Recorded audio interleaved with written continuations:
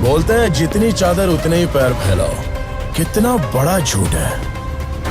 पैर क्यों कम फैलाने का, साला चादर ही बड़ी कर ली। हुकुम टाइगर का हुकुम।